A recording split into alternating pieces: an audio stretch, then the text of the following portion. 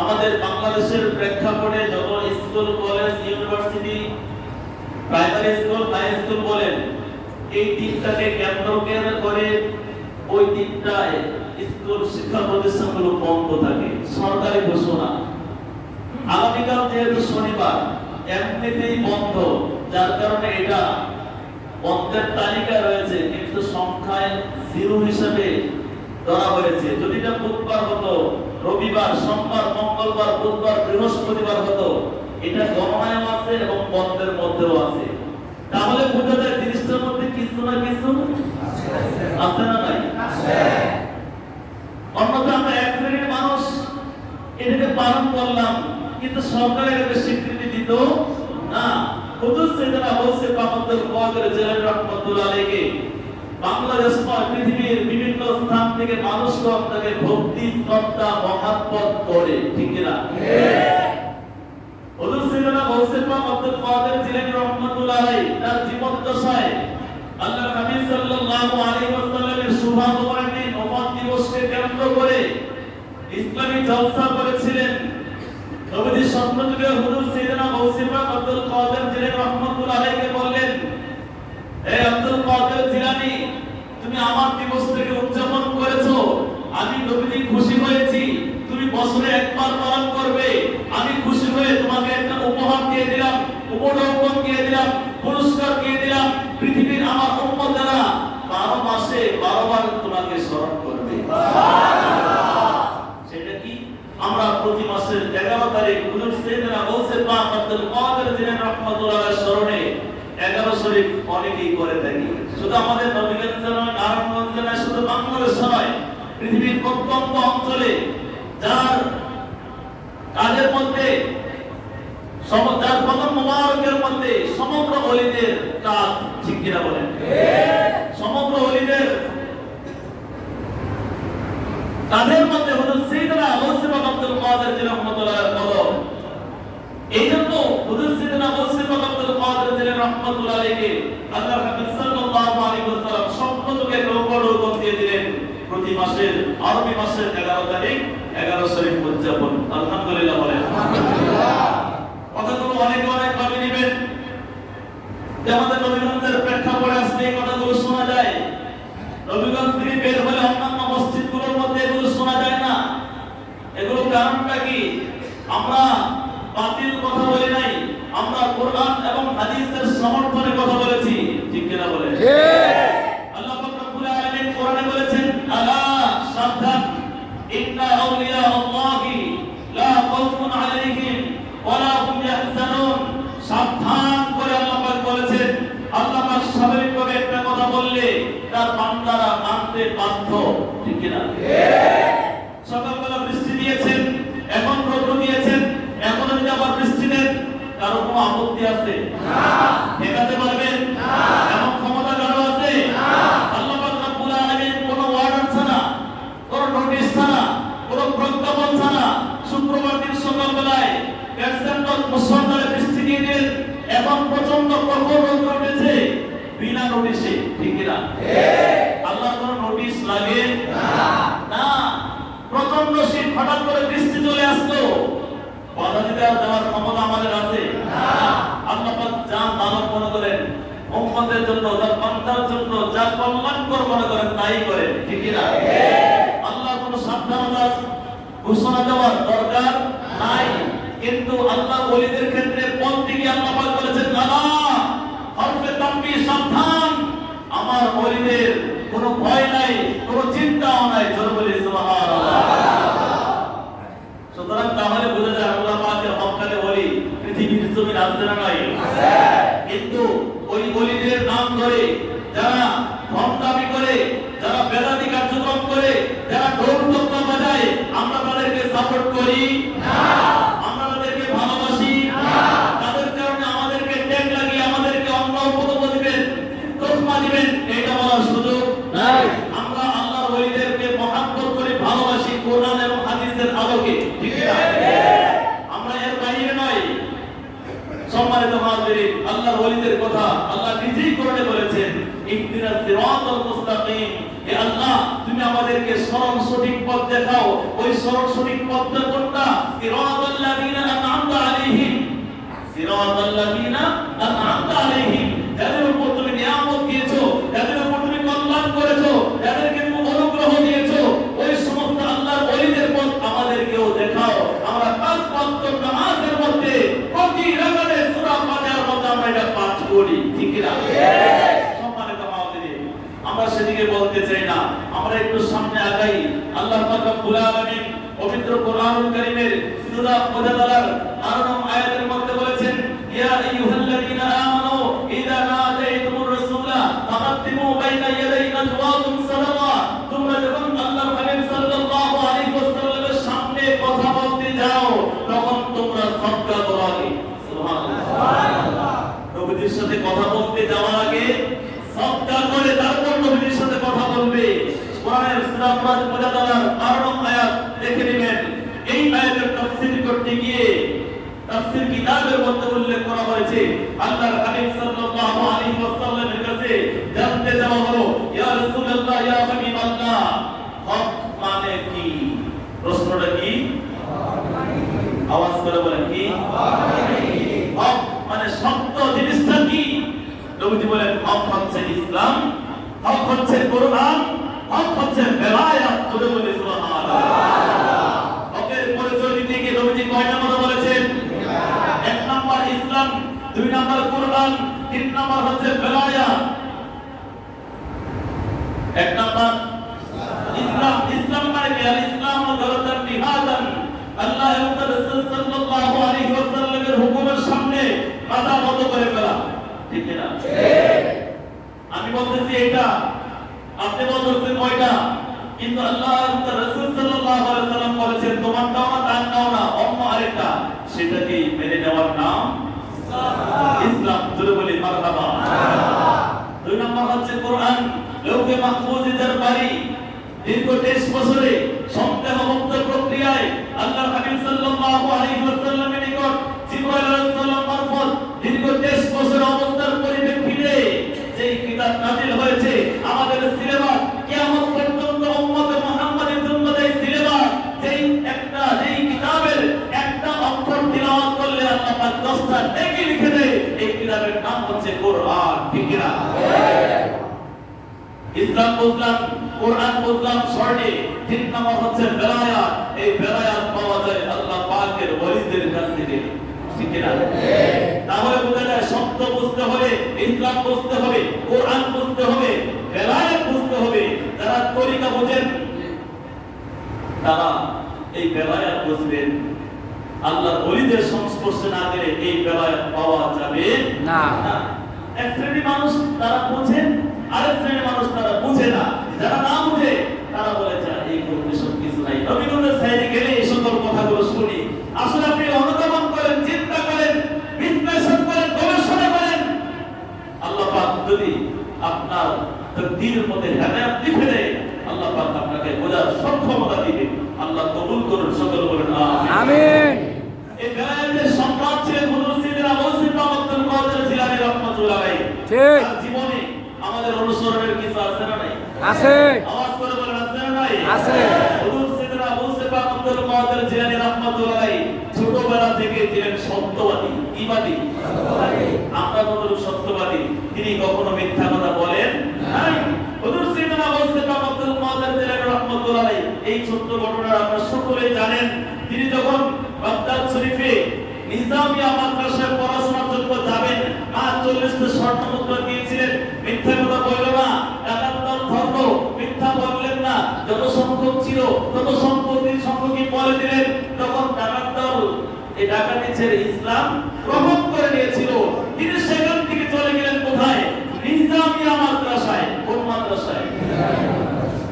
জিলান শহর থেকে বাগদাদের নিজামিয়া মাদ্রাসায় যখন গেলেন, নিজাম শব্দের অর্থ শৃঙ্খল জীবন যাপন। নিয়ম শৃঙ্খল জীবন যাপনকে বলা হয় নিজামিয়া। যেই মাদ্রাসায় স্টাডি করলে, যেই মাদ্রাসায় পড়াশোনা করলে জীবনকে শৃঙ্খলার মধ্যে নিয়ে আসা যায়, তাকে বলা হয় নিজামিয়া মাদ্রাসা। তখনকার নিজামিয়া মাদ্রাসা আর এখন অনেক পার্থক্য আছে। হুজুর রহমাতুল্লাহ আলাইহি মায়ের কাছ থেকে দোয়া নিয়ে তিনি চলে গেলেন নিজামিয়া মাদ্রাসায়। গিয়ে দেখলেন তার ওস্তাদ, তার শায়েখ, তার টিচার তিনি তার ছাত্রদেরকে পড়াচ্ছেন বড় একটা গাছের তলায়। কিসের তলায়? তখন তো এত বড় বাসার তলে এত কিছু ছিল না। ওস্তাদ দাওয়াত দিচ্ছেন, অনেক ছাত্র সামনে উপস্থিত। হুজুর সাইয়েদনা হোসেন আব্দুল কাদের জিলানী রাহমাতুল্লাহ আলাইহি ওই মজলিসে সবার পিছনে গিয়ে বসলেন। জোরে বলি মারহাবা। যাওয়ার পরে তার প্রথম যে ধারণাটা, পিছনে গিয়ে প্রথম টিচারের কাছ থেকে যে কথাগুলো তার কর্ণকহরে পৌঁছলো, শিক্ষক বলতেছেন, হে আমার ছাত্ররা, তোমরা গভীর মনোযোগ দিয়ে শোনো। যখন কেউ ঈমান গ্রহণ করে তখন সে সাধারণ সকল মানুষগুলো থেকে একটু আলাদা হয়। কথাটা কি কঠিন বললাম না সহজ? কি বললাম? যখন কেউ ঈমান গ্রহণ করে তখন সে সাধারণ সকল মানুষগুলো থেকে আলাদা হয়। যদি বললাম কদম রসুল কলেজ মাঠে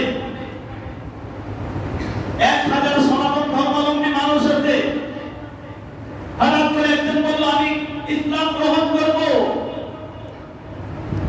তিনি উচ্চ স্বরে বলেন লা ইলাহা ইল্লাল্লাহ মুহাম্মাদুর রাসূলুল্লাহ সাল্লাল্লাহু আলাইহি ওয়াসাল্লাম। এখন 1000 মানুষ থেকে সে আলাদা কিনা? কথা বলেন। তাকে সহ 99 জন ইসলাম গ্রহণ করলেন। এই 1000 মানুষ থেকে 100 মানুষ আলাদা হলো। ইমানদার ওই শিক্ষক একজন বলতেছেন, সাধারণ মানুষগুলো থেকে যখন কেউ ঈমান গ্রহণ করে সাধারণ মানুষগুলো থেকে ইমানদাররা আলাদা হয়ে যায়। প্রথম বাক্য কে বলতেছে? হুজুর সাইয়েদনা হোসেন আব্দুল কাদের জিলানী রাহমাতুল্লাহ আলাইহি। কোন মাদ্রাসায়? নিজামিয়া মাদ্রাসায়। কোথায়? গাছের নিচে। সবার সামনে না পিছনে?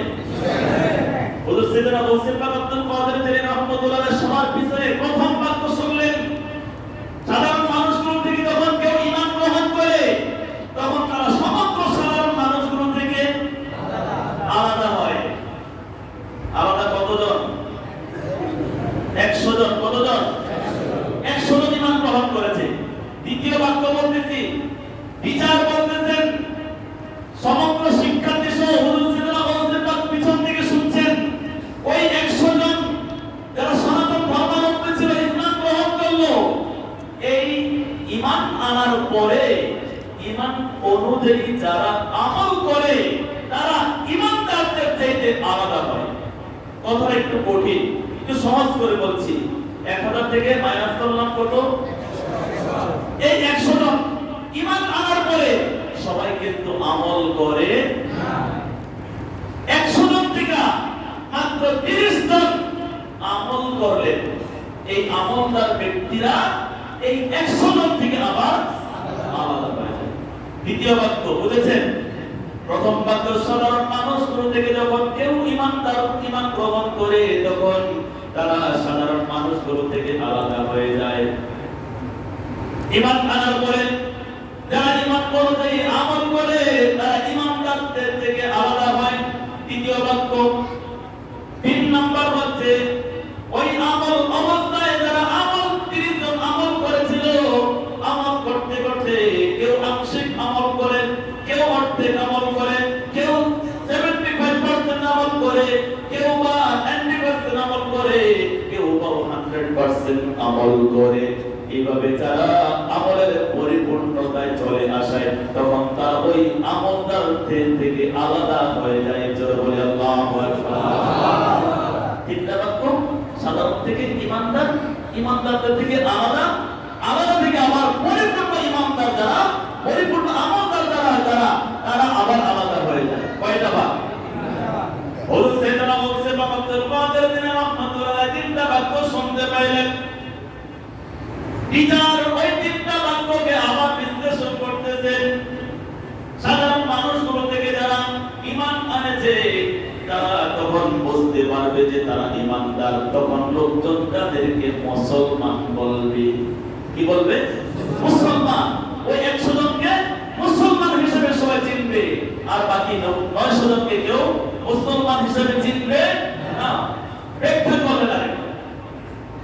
এরপর বলছে তারা বলছে বা শুনলেন ওই 100 জন ঈমানদারদের মধ্য থেকে যাদেরকে মুসলমান বলা হয় তারা সবাই ঈমান অনুযায়ী আমল শুরু করেছে। এই আমল করেছে শুধুমাত্র 30 জন। এই 30 জন তারা আমলদার এটা তখন বুঝবে যখন তারা বুঝতে পারবে 30 জন ভালো কাজ করলে তাদের অন্তরের মধ্যে ভালো লাগে, মন্দ কাজ করলে তাদের অন্তরের মধ্যে কষ্ট লাগে। তখন তারা বুঝবে আমরা সাধারণ মানুষদের থেকে ঈমানদার হয়েছি, ঈমানদারদের থেকে আরো উপরে স্তরে গিয়ে আমরা আমলদার হয়েছি। আল্লাহু আকবার। আমলদার যারা ভালো কাজ করলে অন্তরে শান্তি লাগবে, খারাপ কাজ করলে অন্তরে কষ্ট লাগবে, এটা ব্যাখ্যা করে দিলেন। 3 নম্বরের একটা পর্যায়ে যারা 30 জন আমলদার আমল করেছে স্বাভাবিকভাবে, কিন্তু আমাদের পরিপূর্ণতা 30 জন যাবে না, 2-4 জন 5 জন গেলে যাবে, অন্যথায় নাও যেতে পারে। ওই বিচার মজলিসের মধ্যে বললেন যারা আমলের পরিপূর্ণতায় চলে আসবে তখন তারা এটা বুঝতে পারবে, তারা আল্লাহর দরবারে যা প্রার্থনা করবে সেমনিভাবে আল্লাহ পাক রব্বুল আলামিন তা মঞ্জুর করে দিবে। আমলের পরিপূর্ণতায় গেলে তিনি যেইভাবে বলবেন আল্লাহ পাক রব্বুল আলামিন সেইভাবেই করবেন। এটা হচ্ছে বেলায়াত। ধরে বলে আল্লাহু আকবার। হুজুর সাইয়েদনা গাউসুল আব্দুল কাদের জিলানী রাহমাতুল্লাহ আলাইহি এই তিনটা বাক্য শুনলেন, ব্যাখ্যা সহ শুনলেন। টিচারের বক্তব্য শেষ। এবার শিক্ষার্থীদের মধ্যে আবার প্রশ্ন ছুড়ে দিলেন, আমি 3টা বাক্য বলেছি তোমরা সবাই বুঝেছো কিনা? শিক্ষার্থী সকলে রেসপন্স করলো, হ্যাঁ হুজুর আমরা সবাই বুঝতে পেরেছি। সুবহানাল্লাহ বলেন। সবাই বলল কি? বুঝেছি। বুঝলেও বুঝেছি, না বুঝলেও বুঝেছি। টিচার বলতেন প্রশ্ন করেন বুঝেছো? সকলে বলল হ্যাঁ আমরা বুঝেছি। এবার প্র্যাকটিক্যাল ক্লাস। হুজুর দাঁড়ালেন, সবাইকে লক্ষ্য করে বললেন যদি বুঝেই থাকো এই মজলিসের মধ্যে যারা সাধারণ মানুষ থেকে ইসলাম গ্রহণ করে যারা ঈমানদার হয়েছো তোমরা আমার বাম পাশে এসে দাঁড়াও। কোন পাশে? বাম পাশে। আওয়াজ করে বলে কোন পাশে? বাম পাশে। 2 নাম্বার, যারা ঈমান গ্রহণ করার পরে আমল করেছো, আমলদার হয়েছো, তোমরা আমার সোজা বরাবর দাঁড়াও। 3 নাম্বার, যারা আমল করে করে আমল পরিপূর্ণতায় পৌঁছে বেলায়াত প্রাপ্ত হয়েছো, অর্থাৎ তোমরা মুক্তি চাও আল্লাহ পাক সেইটাই মঞ্জুর করে এবং যোগ্যতা অর্জন করেছো, তারা আমার ডান পাশে এসে দাঁড়াও। রাসূলুল্লাহ সাইয়েদনা গাউসুল পাক কোথায়? সবার পিছনে। দৃশ্যগুলো দেখছেন, কতগুলো ছাত্র বাম পাশে এসে দাঁড়ালো যারা ইসলাম গ্রহণ করে ঈমানদার হয়েছে। শুধুমাত্র কিছু কিছু ছাত্র ওই শিক্ষকের বরাবর দাঁড়ালেন যারা ঈমান এনে ঈমান অনুযায়ী আমল শুরু করেছিলেন। আমলদার তারা এইভাবে বুঝতে পেরেছেন ভালো কাজ করলে অন্তরে তৃপ্তি লাগে, একটা গুনাহের কাজ করলে মনের মধ্যে অশান্তি লাগে। ওই কিন্তু মানুষ হুজুরের বরাবর দাঁড়ালেন, এক পাশ ফাঁকা। এক পাশ কি? একজনও নাই। হুজুর সাইয়েদনা গাউসুল পাক এখনো পিছনে বসা। সবাই লক্ষ্য, সামনে কে দাঁড়ালো, বাম পাশে কে দাঁড়ালো, ডান পাশে কেউ দাঁড়ালো, সবাই লক্ষ্য করে এক পাশ খালি। ডান পাশ বাম বরাবর, বাম পাশে যারা তারা সামনে বরাবর তাদের দিকে লক্ষ্য করছেন, বরাবর যারা তারা বাম পাশে লক্ষ্য করছেন। কে কোন কাতারে, কার ক্লাসিফিকেশন কেমন, কে একটু ভালো করেছে, এগুলো দেখতে দেখতে হঠাৎ দৃশ্য গেল পিছনে একজন ছোট বালক বসা।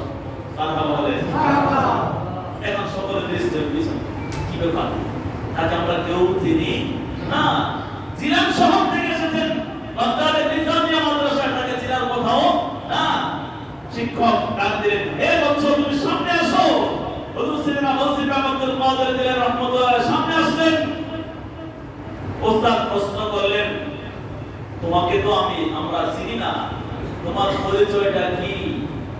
তিনি আলোর সাথে পাল্টা প্রশ্ন করে, হুজুর আপনি অনুমতি দিলে একটা প্রশ্ন করতাম, প্রশ্ন করার পরে আমি আমার পরিচয়টা দিতাম। বলেন ঠিক আছে, তোমার প্রশ্ন করো। অনুমতি পাওয়ার পরে হুজুর সিদ্দিক ওসি আব্দুল কাদের জিলানী রাহমাতুল্লাহ আলাইহি বললেন, আপনার দশটা অবস্থায় আমি স্থান পাইলাম সবার পিছনে, গাছতলার পিছনে পাইলাম।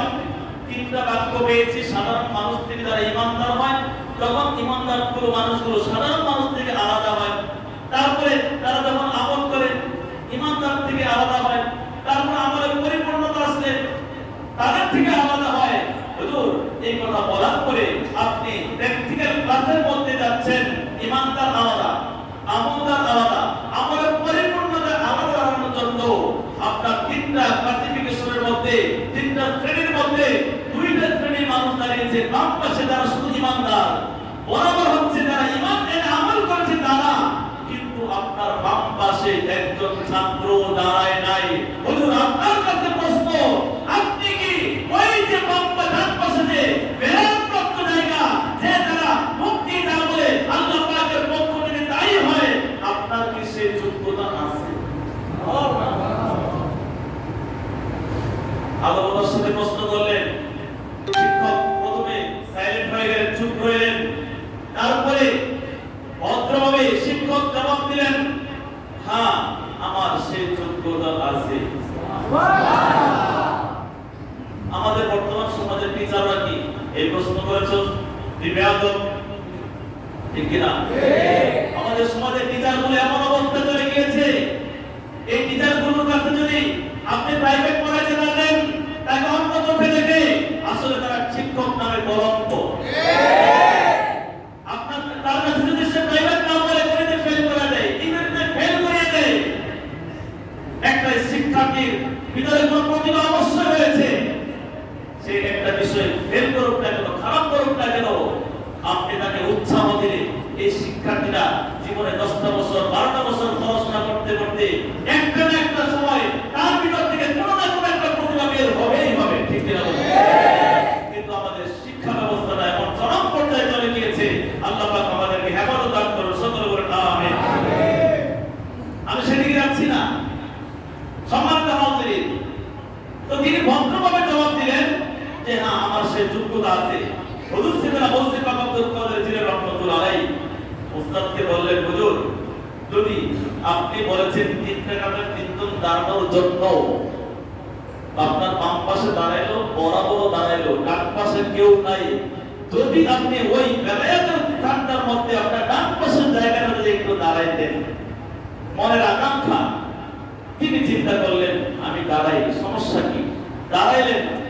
দাঁড়ানোর পরে হুজুর সিদ্দিক ওসি আব্দুল কাদের জিলানী রাহমাতুল্লাহ আলাইহি উস্তাদকে বললেন, উস্তাদ আমার বিশ্বাস আপনি এই স্থান থেকে দাঁড়িয়ে যা বলবেন তাই হয়, সুতরাং আপনার এইটাও জানার কথা আমি পিছনে যে বালকটা বসলাম আমি কে, আমার পরিচয়টাও আপনার জানার কথা।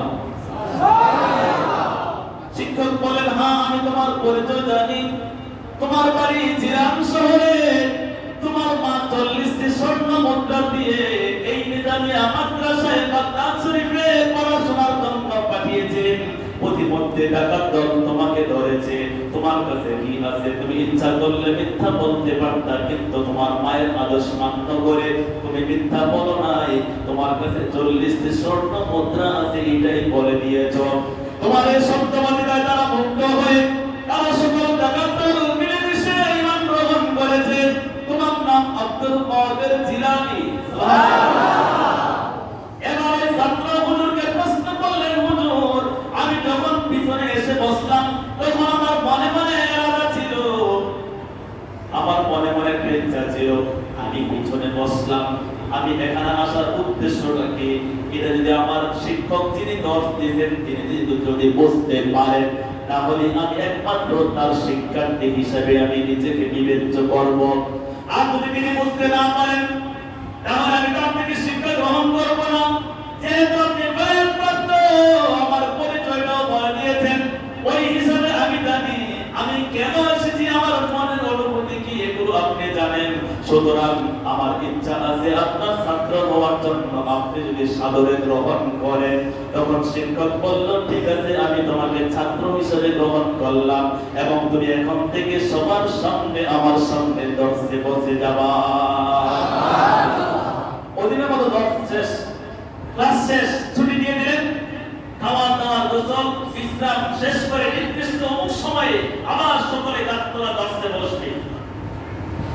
খাওয়া দাওয়া শেষ, গোসল সব কিছু শেষ, বিশ্রাম শেষ, নির্দিষ্ট সময় যখন আসলো সকলে চলে আসলো কোথায়? গাছতলায় বসতে। হুজুর সাহেবরা বলতে পারছিলেন পিছনে, এখন সবার সামনে। তিনি ক্লাস করাইতে করাইতে একটা পর্যায়ে আবার বললেন, আমি তোমাদেরকে তিনটা কথা বলেছিলাম, ঈমান, আমল, বেলায়াত। ঈমানের শ্রেণীতে কতজন দাঁড়িয়েছিলেন? আমলের শ্রেণীতে কতজন দাঁড়িয়েছিলেন? বেলায়াতের জায়গায় একজনও না। এবার ওই শিক্ষক শিক্ষার্থীদেরকে বললেন, এবার যারা ঈমানদার তোমরা তোমাদের ঈমানের পরীক্ষা দাও। কিসের পরীক্ষা? তারা বলল, হুজুর আপনি ঈমানের পরীক্ষা কিভাবে দিব? হুজুর বললেন, তোমরা ঈমানের পরীক্ষা এইভাবেই দিবে, আল্লাহ পাকের জিকির করবার ততক্ষণ পর্যন্ত যতক্ষণ পর্যন্ত তোমাদের বিশ্বাস থাকবে। আল্লাহু আকবার। আল্লাহ কোরআনে বলেছেন, ওয়াসাব্বিহুহু বুকরাতাও ওয়া আসীলা। সকাল সন্ধ্যা আল্লাহ পাকের জিকির করো। এই মজলিসের মধ্যে, মসজিদের মধ্যে বর্তমান হয়তো 2 থেকে 2.5 মুসল্লি আছেন। কে বলতে পারেন একটা সপ্তাহের মধ্যে সকালে 7 দিন, বিকালে 7 দিন, সন্ধ্যার সময় 7 দিন জিকির করেছি? আল্লাহ পাকই ভালো জানেন। আল্লাহ আমার শুরু করার তৌফিক দান করেন। সকলে বলেন আমিন। এখানে বিচার করতেছেন, ঈমানের পরীক্ষা হচ্ছে তুমি আল্লাহর জিকির করা শুরু করবে যতক্ষণ না তোমার বিশ্বাস থাকে। সকলে জিকির শুরু করে দিলেন। কয়েকজন কিছুক্ষণ করার পরে ক্লান্ত হয়ে থেমে দিলেন। আরো কিছু মানুষ আরো একটু বেশি, আরো বেশি, ম্যাক্সিমাম লোক জিকির বন্ধ করে দিলেন। শুধুমাত্র কতিপয় লোক জিকির করতে করতে অজ্ঞান হয়ে পড়ে গেলেন। তারা ঈমানের পরীক্ষায় উত্তীর্ণ হয়েছেন। আল্লাহু আকবার। এরপর হুজুর সাহেবরা মসজিদ পাকের সামনে শিক্ষক বললেন, যারা আমলদার তোমরা আমলের পরীক্ষা দাও। হুজুর আমলের পরীক্ষা আবার কেমনে? তোমরা আমল শুরু করো। আমল বিভিন্ন ভাবে হয়, জিকির, কোরআন তেলাওয়াত, তাসবিহ, তাহলিল, দরুদ শরীফ, এইভাবে নফল নামাজ। আমল শুরু করো। আমল করতে করতে এই সময় পর্যন্ত তোমরা আমল করবে। আমল করার পরে তোমরা সঠিক আমলদার কিনা এটার পরীক্ষায় তোমরা তখন উত্তীর্ণ হবা। আমলের নির্দিষ্ট সময় শেষ হলে তোমরা হাত প্রসারিত করে আল্লাহর কাছে প্রার্থনা করবা, আল্লাহ এই গাছের মধ্যে যে ফল আছে এই ফলগুলো আমাদের হাতে চাই। যার হাতে ফল আসবে সে আমলের পরীক্ষায় উত্তীর্ণ। অনেকে আমল শুরু করলেন, আমল করার পর আল্লাহর কাছে প্রার্থনা করলেন, ম্যাক্সিমামের হাতে আসে নাই, কয়েকজনের হাতে ওই গাছ থেকে ফল আসলো, তারা আমলের পরীক্ষায় উত্তীর্ণ। আল্লাহু আকবার। এবার হলো বেলায়াতের পরীক্ষা। শিক্ষার্থীরা সকলে বলল, হুজুর বেলায়াতের কাছে তো কেউ নাই, ইতিপূর্বে আপনি বেলায়াতের জায়গা দাঁড়িয়ে আমাদের শিক্ষার্থী সহপাঠী তার পরিচয় দিয়েছিলেন, তিনি বাগদাদ শরীফ থেকে, জিরান শহর থেকে এসেছে। এবার আপনি আবার এই বেলায়াতের পরীক্ষাটা আমাদেরকে একটু দেখান, আমরা দেখতে চাই। তিনি বললেন, না আমি তো শেখাচ্ছি, আমি এখন দেখানো ঠিক হবে না। এমন সময় হুজুর সাহেবরা মসজিদ পাকের মুআজ্জিন জেলে রহমাতুল্লাহ আলাইহি দাঁড়িয়ে উস্তাদের সামনে গিয়ে উস্তাদকে কদমপতি করে সালাম করে বললেন, হুজুর আমাকে একটু দোয়া করে দেন, আমি বেলায়াতের পরীক্ষা দিতে চাই। তার মাথার মধ্যে হাত দিয়ে দিলেন, মানে বেলায়াত দিয়ে দিলেন। ইতিপূর্বে তিনি ঈমানদার, আমলের পরীক্ষা তিনি উত্তীর্ণ হয়েছেন। কারণ ডাকাতদল যখন প্রশ্ন করেছিল তোমার কাছে কতটি স্বর্ণ মুদ্রা, তিনি জবাব দিয়েছিলেন আমার কাছে 40টি স্বর্ণ মুদ্রা। এটা আমলের পরীক্ষা তিনি উত্তীর্ণ হয়েছেন। আর আমল তখনই করে যে ঈমানদার হয়, ঠিক কি না? ঈমানের পরীক্ষা উত্তীর্ণ, আমলের পরীক্ষা উত্তীর্ণ। এবার বেলায়াত উস্তাদ যখন মাথায় হাত রাখলেন, বেলায়াত প্রাপ্ত হয়ে গেলেন, তিনি একটা ছোট্ট কাঠি দিয়ে একটা দাগ কাটলেন। সকল শিক্ষার্থীদেরকে বললেন, আপনারা সকলে এই বৃত্তের ভেতরে আসেন। সকলে আসলো। আসার পরে বললেন, এখন যদি আমি বলি, কারণ আল্লাহ পাকের পক্ষ থেকে যারা বেলায়াত প্রাপ্ত হয় তারা যে জিনিসটাকে যেভাবে বলবে ঠিক সেইভাবেই হবে, ঠিক না?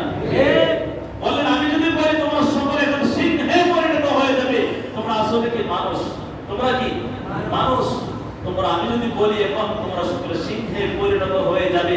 কথা বলতে দেরি প্রত্যেকটা মানুষ উস্তাদের সামনে সিংহে পরিণত হয়ে গেল। এরপর আবার বললেন এবার তোমরা পূর্বের ন্যায় মানুষের পরিণত হয়ে যাও।